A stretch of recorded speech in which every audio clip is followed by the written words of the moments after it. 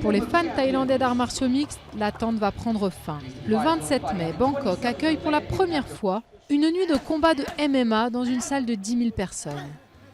La réticence des ligues de boxe thaï à l'arrivée de ces combats en cage avait jusqu'ici privé la Thaïlande de ce type de spectacle.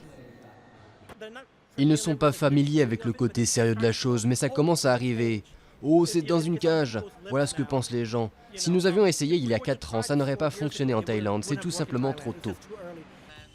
Dans les arts martiaux mixtes, les combattants peuvent utiliser les poings, les coudes, les genoux et les pieds et continuer à frapper un adversaire même s'il est à terre. En Thaïlande, les puristes craignent que ce sport ne fasse de l'ombre à la boxe thaï. Et certaines autorités sportives ont publiquement critiqué l'événement prévu et la violence des combats.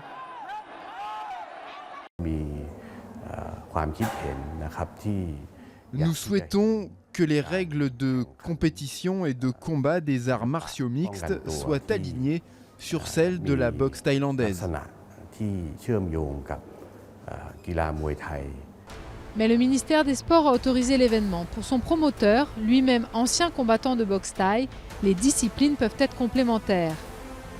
Si vous regardez la hausse de la popularité de la boxe thaï ces dernières années, c'est lié à la croissance rapide des arts martiaux mixtes sur la scène mondiale. Quand j'étais enfant, seuls les très pauvres pratiquaient la boxe thaï. Maintenant, regardez, il y a une salle de boxe thaï à chaque coin de rue de Bangkok. Et loin des standards financiers de la boxe thaï, les arts martiaux mixtes drainent des milliards de dollars, attirant de plus en plus de jeunes. Surfant sur ce succès, les promoteurs du premier combat espèrent maintenant organiser 2 événements par an en Thaïlande.